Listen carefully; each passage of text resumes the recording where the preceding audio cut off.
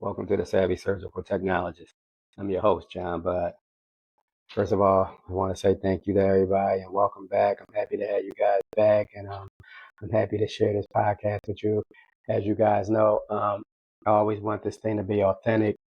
I wanted to resonate with people. I wanted to touch and impact people's lives with the stories that I tell and the guests that I have on. I wanted to be impactful. This is a very difficult episode for me because I'll be taking us down memory lane again. And as we all know, memories aren't always what we want them to be. We want them to be solid and fun and happy, and we want it to be things that resonate with us, that encourage us and stuff. But sometimes we go through landmines when we walk back. I've been through a lot. I've suffered a lot. I've lost a lot along the years. And as I get older, I realize the loss is more than the gains. And I want to start the podcast out with the question. I usually save the question for the end, but today I'm going to start it off with the question from a follower, and then I'll follow up and I'll take us down memory lane about what went on with me and my mom through the years and how we ultimately came to the place that we came at the end of her life. I can already feel the emotions coming up. This is not going to be an easy podcast, and I'm not promising that I'm even going to make it through. And if I don't, you probably won't even see it. So, but the question was, um, it's a real simple question. It's really basic. It says, "Am I happy?" The question is, they asked me, "Am I happy?" And I guess like anybody else in life, and anybody who's lived long enough, we all go through things. I've had a long journey, a hard one, a rough haul, and I've always tried to shine my light, even through my darkness, even when I was struggling with so many things myself. But the answer to the question is, I don't, outside of my children, because the question actually said, don't say your children or anything like that. Don't answer with the usual uh, answers. But I think I have to preface it with, my children bring me joy every day, knowing them and watching them grow into who they are today. That brings me a lot of joy. But outside of that, and my grandchildren, I don't know that I've ever had any kind of consistent happiness in my life, and I don't. Um, I'm sure I'm not That's not exclusive to me. I've had a rough life, man, and a lot of it was because of decision making and things the choices that I made. My life is happier today because I don't make the same dumb choices or whatever. But I'm also getting to know myself today outside of those choices. Like, I don't know who I am um, anymore outside, because most of my life I was spent under the influence of something, drinking and partying and just running the streets was my identity. So a lot of the struggles that I have today and trying to find myself and trying to find my happy medium, I don't know who I am. So I struggle with it. I'm not as loud as I used to be. Back in the day, I would always be screaming I'm the dominant one. And one day I'm gonna tell you guys a story about how I became the dominant one, because it was a key thing in my life and it helped me out a lot. But a lot of it was bravado and a lot of it was look at me. And I realized that stuff today. But in the times that was going down, I needed it in my life to help me bridge the gaps to get out of the dark. But as I sit here today, I'm not as loud as I used to be. I don't have that same bravado because my confidence is different. But in terms of like being happy, I don't fake happiness anymore. I just go through my life and I try to, be grateful for the things that I do have. And I'm very grateful for my life. I'm very grateful for the fact that I don't drink anymore and stuff and things like that. But I've never known any true happiness in my life. And sometimes I suspect that I never will. But that's okay. That's okay. That's life. We take the good, we take the bad, we take it all, right? We take it all and we move on. But you know, I'm gonna take you guys down memory lane with me. Um, and I think I have to go back. I have to go way back to talk about me and my mother's relationship. Um, it was so when I was a young boy, when I was a kid, we all love our mothers. Most of us, we all, I don't want to speak for the people who had bad experience with their family and their mom, because we don't. Everybody has a different journey. But my upbringing, when I was younger, I love my mom so much. I had a crush on my mom. My mom was so beautiful, so vibrant and stuff like that. And, and she was very hands on. I have so many great memories as a young man, as a young child with my mother. But over the years, things change, and it's funny because I didn't, so when I was resenting her in my later years, or when I had troubles with her in my later years, I never factored in the fact that I was a problem child, that I caused her a lot of grief. I only looked at it like, damn, she hard on me because my mother was hard on me, and right before she passed away, a few years before she passed away, we had lived together. She had a heart attack, and um, I was traveling at the time, but all my siblings are married and stuff like that. So we decided that I would get a house, and me and my mother would live together, and we did. And then I'll tell you more about that in the course of this podcast on how she ended up in her own place and stuff like that. But uh, we lived together, and we went through our things and stuff like that. But she lived with me, and during that time when we talked, she said to me, Scooty, my nickname is Scooty for anybody who don't know. I have several nicknames, but my childhood nickname from birth is Scooty. So she said to me, Scooty, I had to be hard on you because you played in my face. You were different. You would always do stuff right in my face, and I had to be hard on you and firm on you because I didn't want you to go out there and ruin your life, which I ultimately almost did. I guess, when I went to prison, and some of the things that I went through, with the drinking and the lifestyle that I was living was contrary to what I was raised to be. And so, in a lot of ways, I did mess up my life, but she built a foundation because of her firmness. And again, I say all that as I look back. When I was living it, I didn't understand her motives or her methods. So it was really hard on me at those times. So through the course of that time, she just told me that she had to be hard on me, that she loved me. And I remember she would always say how much she loved me at the end of her life. Like, and she said, I felt like she said it in a way where she didn't think that I believed that she loved me. And that bothers me a lot because I knew she loved me and I loved her. And I was good to her. We just didn't have the same kind of relationship that she had with my other siblings, especially my brother Steven. I think they were a lot closer in terms of like how they talk to each other and stuff like that. But we loved each other, and I wish that she didn't have to feel like she had to convince me of her love. And I wish that I was better at expressing my love for her and let her know, that I loved her. And when she did tell me those things, I would tell her, Mom, you don't have to say that to me. I know you I know you love me and I love you. So, we had a rough history, especially, through my teenage years because I was always getting in trouble, and she didn't raise me to be that way. She was always a very hands-on mother, and she ruled our house with an iron fist.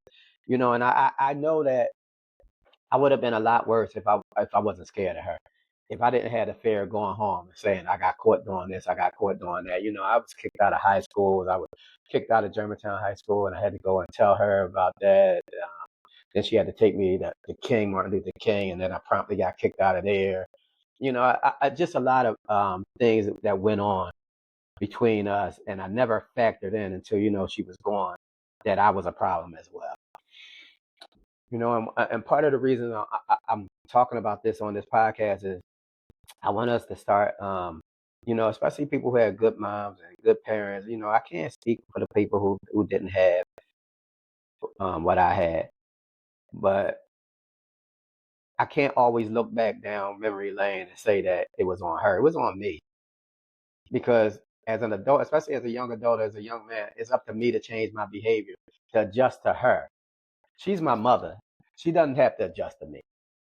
You know what I'm saying? Like she raised me the best way she could with the knowledge that she had at those times. And I wasted a lot of years with a lot of resentments or whatever. And I will be forever regretful of that. You know what I'm saying? So, through the course of this podcast, I'll tell you guys, some things or whatever, like I remember when she told me that she loved me, but she didn't like me as a person because of my attitude. I had a nasty attitude and stuff like that. And it's ironic because I was walking out the door and I said, I feel the same way because we clash so much or whatever. But um, there was nobody better for me at those times. I just didn't know it. So if you have a parent, that you're resentful of, or you're having issues with, try to look at it from their point of view, and I think it'll improve your outlook. A lot of the things that I do today, I do to make my mother proud of me because I didn't. And in a lot of ways, she was proud of me because she had plaques hanging up in her house of me and some of the awards that I won. And I remember when she was at Fox Chase, how so many people would Fox Chase Cancer Center in Philly, so many people would go into her room and meet her and they would talk so highly about me. And when I would get home and I would talk to my mother when she came home from the hospital, she would tell me how proud she was of me because of all the impacts that I made in my career and all the awards I won. And she was always proud of that. So I'm happy about that. I guess I carry a lot of burden with me in terms of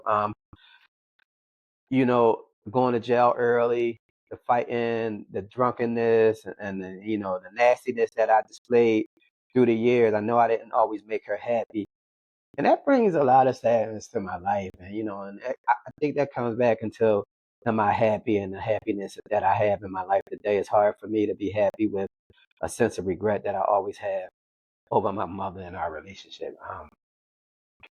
And I, it's hard. So, you know, as the years went on and stuff, as I started to grow, I've always, like I said, I always try to hit my best foot forward at work.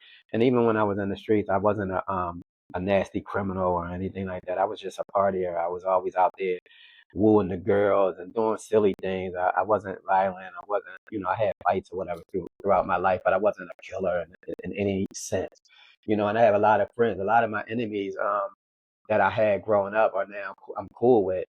You know, so, I don't want to send the impression that I was a bad person. I just did things that was low vibrational and that brought me a lot of unhappiness into my life and ended up sending me to places that I wish I didn't have to go through, but I went through and they made me better who I am today. Like who I am today is because of the things that went on back then. Eventually when someone builds a foundation for you, you'll come back to that foundation as long as you live through the trials and tribulations that you've been through. So, moving forward, the challenges that I faced throughout my life, I navigated a lot better because I had such good parents. My parents were good to me, and like I said, I have a lot of regrets in terms of how I behaved through the years. But fortunately, I'm still alive, and I still have an opportunity every day to impact people's lives in a positive way. I started Sheila's House of Style in honor of my mother, but that's not it.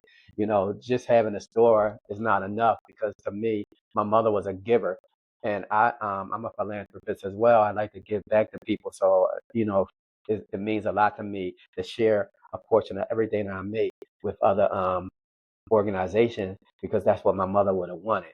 So I honor her every day by how I carry myself and how I do people. I try not to do people dirty, despite what they think. And so despite what they think of my motives are always true. I don't try to shit on people. I'm not looking for an angle. I just don't care.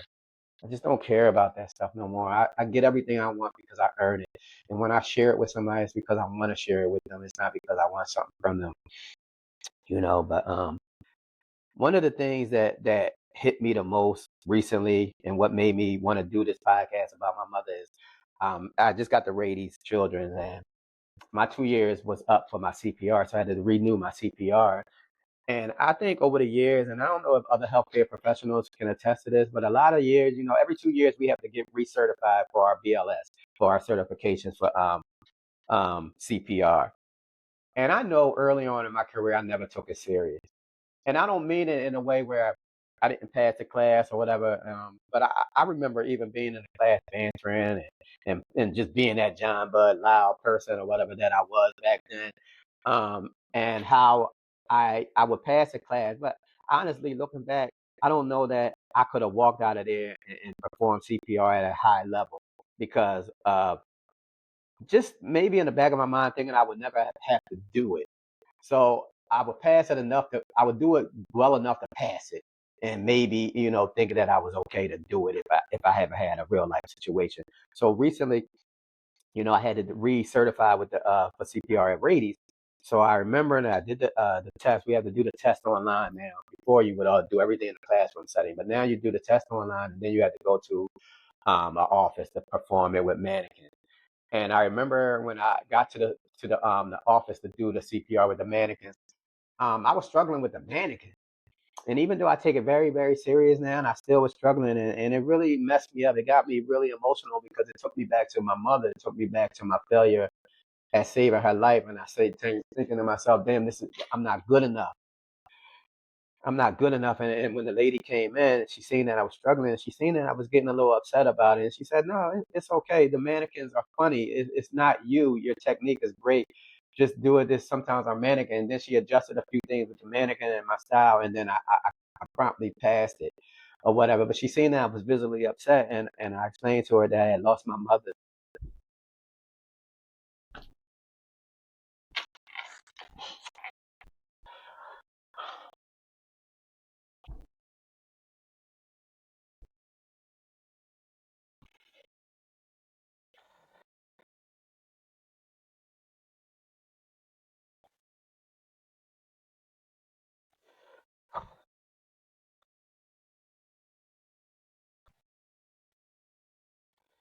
I explained to her that I had lost my mother.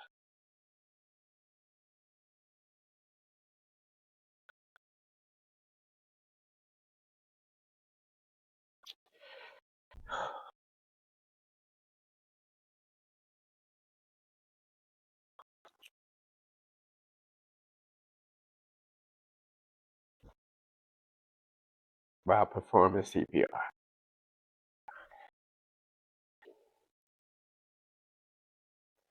Greatest failure of my life.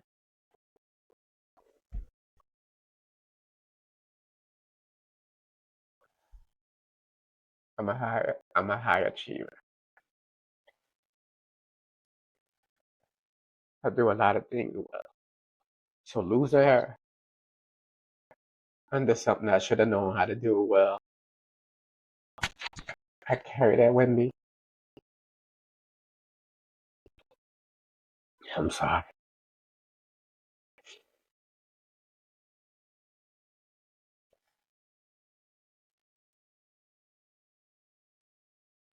Okay. Give me a minute. Sorry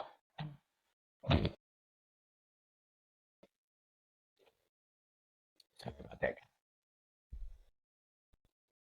CPR is serious. So when you go to take the class and you learn it the right way. Don't play around with it. Don't take it lightly. You may be called on to save a loved one life. And ultimately, I know that I didn't lose my mother because of my CPR, but it still bothers me, and I carry it with me. As y'all can see, um, it should be taken seriously.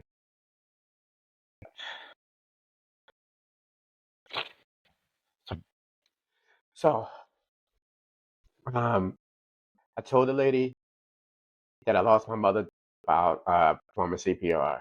My mother was already dead probably when I got there. So, to get through this podcast and to give you guys the message that I want to give you guys without having an emotional breakdown is this: CPR is serious. Life is serious. Our loved ones are serious. Work out the relationships, work out the kinks. If you're having issues with your family member that you love, work it out. Nothing's promised, and there are no guarantees in life. If you're a healthcare professional and you learn the CPR, take it seriously. I lived my whole life never expecting that I would one day have to use those skills to try to help save my mother's life. Every memory that I have today of my mother is tainted because I always think, damn, I didn't know that 5 years after that memory, I would be trying to save her life. No matter what the memory is, I always end it with, I didn't save her. I didn't know that I was going to have an opportunity to have that chance to save her as I was sitting there with her in that at that current time, talking to her or laughing with her or arguing with her, whatever it is. Every time I think about those memories, it always quickly fast forwards me to the time that I was administering CPR to her. So I'm gonna tell you guys what happened, so I can get through this podcast and move on. And I'm sorry, I'm not doing this for accolades or somebody to feel sorry for me. I knew I was going to get emotional. I just didn't know it was going to hit me so hard again. So the day that I this happened was August 18th, 2018. 4 days after me and my brother Stephen Bud's birthday. We're both born on the same day, August 14th. We had a big celebration of his 50th that day, 4 days before her death. It was a big time in our lives, and I was looking forward to the next year where I would be 50 and when she would be celebrating with me. I never knew that I would have a chance to celebrate my 50th with my mother. So what happened is it's funny because healthcare seems to always revolve around some of the things that I go through in my life. So I wonder, I dream of the day that I get to walk away from this business, which is coming up soon. But that day I was at CHOP, Children's Hospital of Philadelphia. I was on call, and I never took call. I was a traveler at that time. I never took call, but I took call for somebody because they asked me to do it because I'm always trying to be kind to my teammates if they need me. I don't have young children. I don't celebrate the holidays or anything like that. So I always would take call for people if they needed me to, or I would always work their holidays so they could spend time with their family because I wanted them to have that time with their family because that's what good teammates look like. I didn't need those days off. So someone asked me to do their call that morning. I think it wasn't even a long call. I think it was like from 7 to 3. But if you know anything about CHOP, you're gonna get called in. So I got called in. It was early in the morning, and I remember sitting in room. I think it was um room 8. No, it don't matter. It was in one of the rooms, one of the add-on rooms, and it was on a Saturday, and I was sitting down. Was it a Saturday? I don't even remember the day. But anyway, I was on call, and we were um we were doing a lap appy with Pablo. Shout out to Pablo. He's a great surgeon and good, cool guy. Um, and I remember telling her, let me go back a little bit. I was sitting there, I had set up and I broke the scrub and I was sitting down waiting for the patient, waiting for everybody else to get in the room. So I was sitting there and my phone went off. It was our group text. We have a sibling group text, the Fab Five. My siblings is 5 of us and they call us the Fab Five. Anybody in Philadelphia, uptown, they all know us and they know why our name. We have quite the reputation in a good way, I think, some of us. But anyway, I was sitting there and the text came in that mommy had fell and that she was laying on the floor for a couple hours. She couldn't get up, she couldn't move. And I was like, whoa, what? What? So I quickly called my mother and she answered the phone, man. And I mean this from the bottom of my heart. I, she sounded fine. To this day I can't even believe she sounded better than ever. I said, Mom, what happened? What was you doing on the floor for a couple of hours? And she was like, Scooty, I'm okay. Don't call me bothering me. I'm all right. I just fell and then I got up and I'm fine. I'm okay. I said, well, you need to go to the hospital. I said, I'm gonna come and check on you after I get off work. I just gotta do this call case real quick and then I'm gonna come by and check on you. And she was so adamant. She was like, no, I'm fine. I'm doing good or whatever. I'm just sitting here eating or whatever. And I said, okay, Mom, and I said I gotta go because Pablo came in the room and I hung up and I remember saying to Pablo, I said, Pablo, let's do this case real quick. And he quick anyway. My mom fell or whatever. I just want to get over home to go check on her. And he was like, all right, guys, let's do this. Um, so we literally finished the case in like 20 minutes or something. It was really quick. And I broke scrub. I broke my table, and I think somebody even came and was like, "I'm gonna take the table for you," because they knew that they heard about my mother falling. And that's one thing I love about Children's Hospital CHOP and all the ones I've been to, Boston Children and stuff like that. The camaraderie there is just next level or whatever. So they broke my table down for me. Excuse me, and I went home.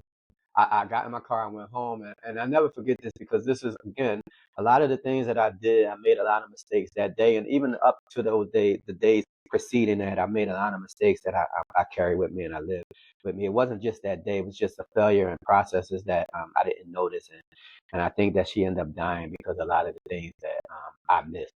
And again, my logical mind tells me that it was all inevitable. That it's not my fault. But my sensitive mind tells me that I could have been better. The high achiever in me tells me that I should have been better. I should have noticed more. But anyway, I made the mistake. I went home and then I parked my car and I remember going to get a sandwich. I went to the store to get a sandwich and when I got home with the sandwich, I sat down on my couch. I see it all like it's yesterday. I sat down on my couch and I ate. I was eating my sandwich and I picked up the phone and I called my mom and she didn't answer the phone. I got this feeling. So I group text my siblings and I said, did anybody hear from mommy? I just called her and she didn't answer the phone. And my sister Shanae came back and said, oh, I'm on my way over there now to check on her because, I'm going to check on her. So I said, okay, good. I sat down and I finished eating my sandwich. And I'll never forget this either. So I got up to finish eating after I finished eating my sandwich to throw my trash away.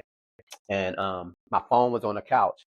As I was walking away, I looked back at my phone. I said, damn, I should get my phone and take the phone with me. But I didn't. So I went and I threw it in the trash. It wasn't even a minute, 2 minutes. I came back and my phone was ringing.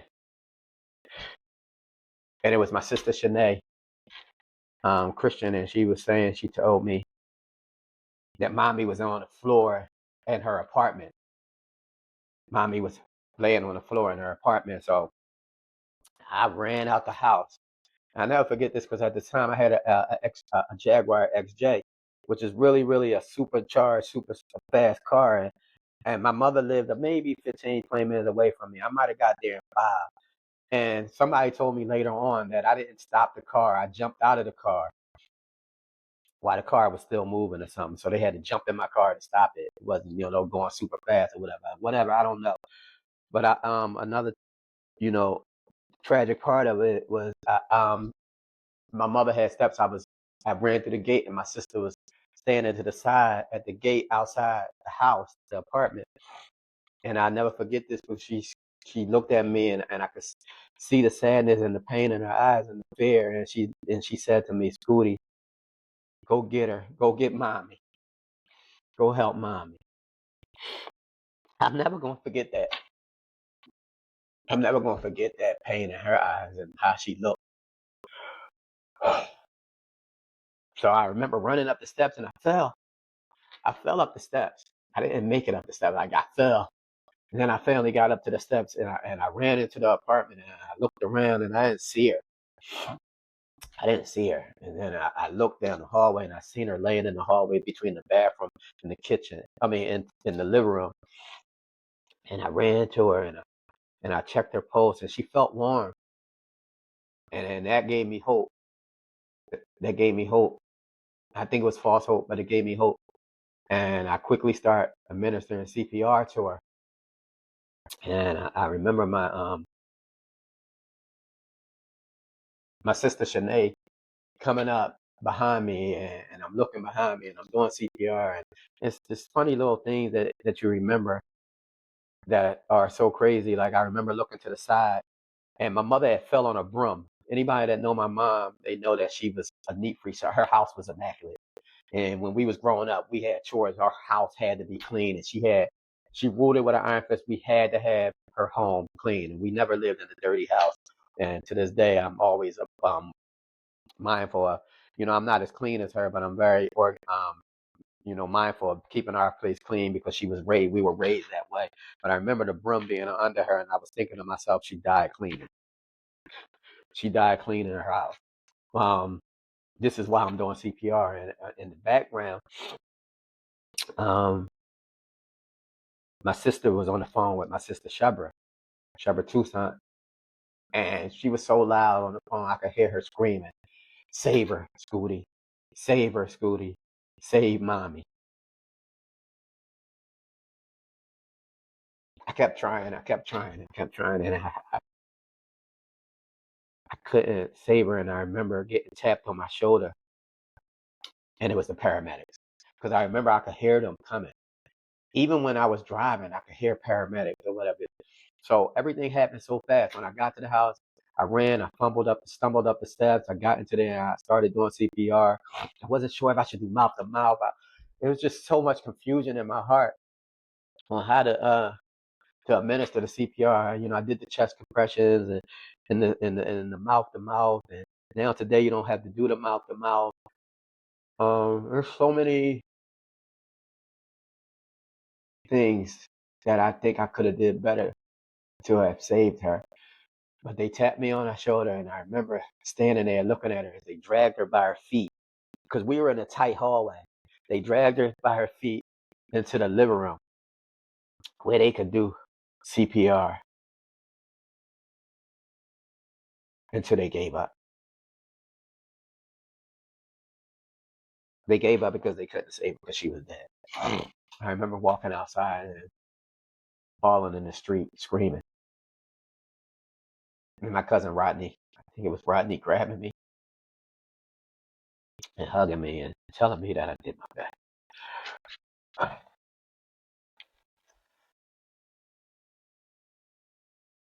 I don't know how to carry this with me. That's why I always tell you guys,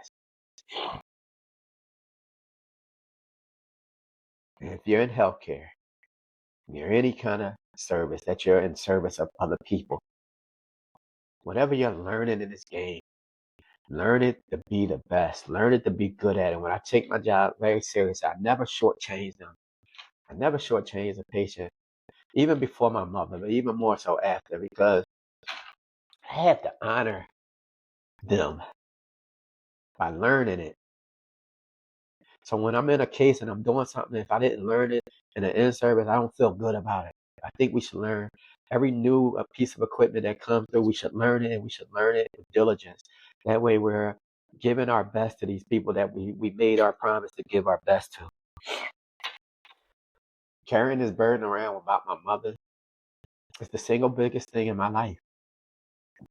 And it's been 8 years, 9 years, whatever it's been now. And I still can't cope with it. I try to talk about it. I'm trying to talk about it now, and I still get so emotional over it. I'm doing this podcast not for me, but because I want you guys to understand the seriousness of what you could be called to do one day. Like I said earlier, I never imagined in a million years from mommy picking me up to put the light, the star on the top of the Christmas tree. I think about that, and then I fast forward to CPR. When I was a child, I never thought that I would have to do that. That I would ever be called on to do that. It's the single worst day in my life. And you guys had to understand, up until that point, like I said, I'm a high achiever. Everything I do, even the bad stuff, the partying and the women and all that stuff, I was good at all of that. Even the good stuff, being good to people, taking care of people, being on the surgical field, I made myself really, really good at all of that stuff. So when I fell, when I would lose at anything, it would be a shock to me. It would be hurtful to me, or like I couldn't believe it. So losing my mother was hard, and like I said, every day people tell me, or not every day, because I don't talk about it just that much.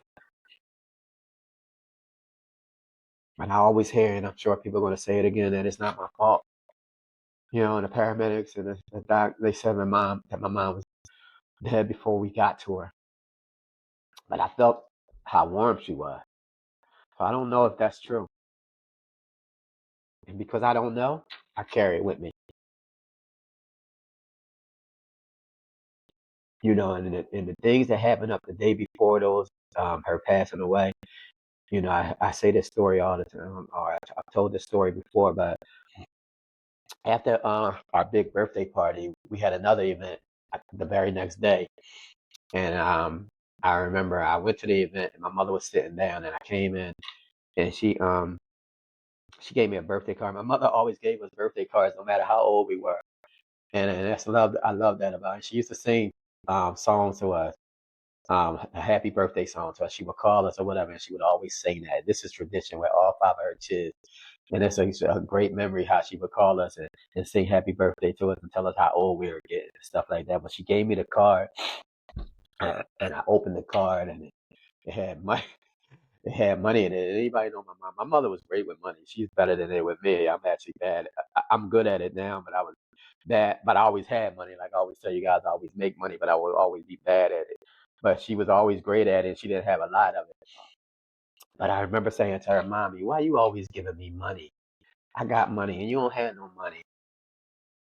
And I'll never forget this for as long as I live on this earth. She was sitting down, I was standing up, and she looked at me with so much love in her eyes. And she said, "Because you always been good to me, Scooty.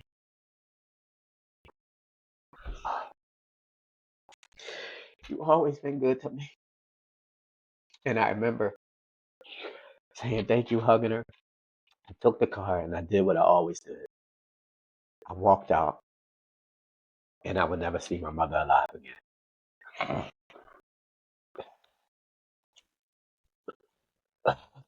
Sorry, guys.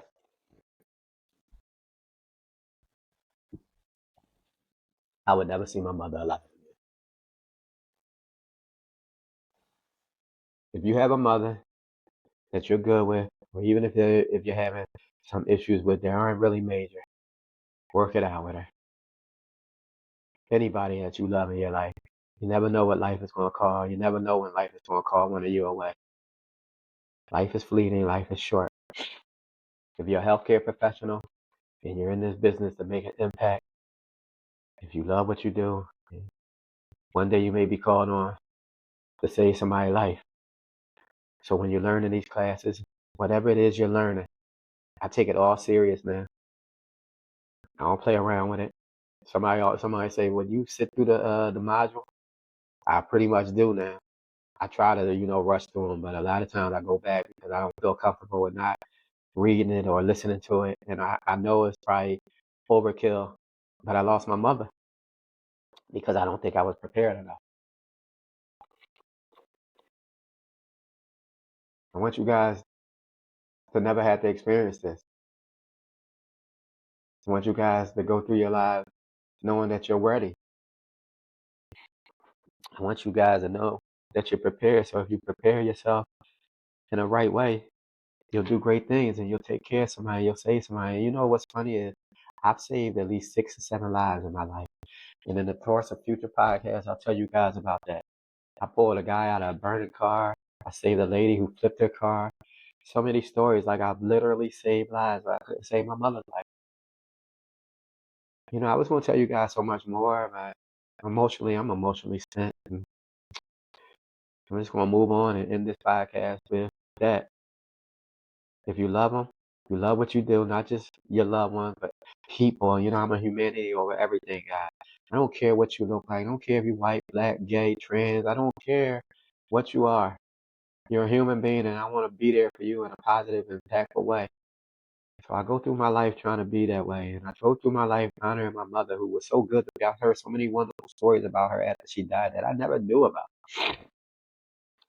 And I always think about all the times that she supported me and helped me and saved me, even when I was being resentful and being petty and being a baby. She made me who I am today, and I love her so much, and I miss her so much, and I wish I was better so much. So now that I go through life with one thing in mind, being the very best that I can be, and that don't mean, and that means being selfish to love myself in an authentic way, not to hurt myself. And it also means being good to people. So like if I give somebody something, that's just what it is. I don't want nothing back from you. I just want you to remember that I was good to you, and then when you have an opportunity to be good to somebody, that you'll be good to them too. Mommy, me, and CPR. Mommy, me, and CPR.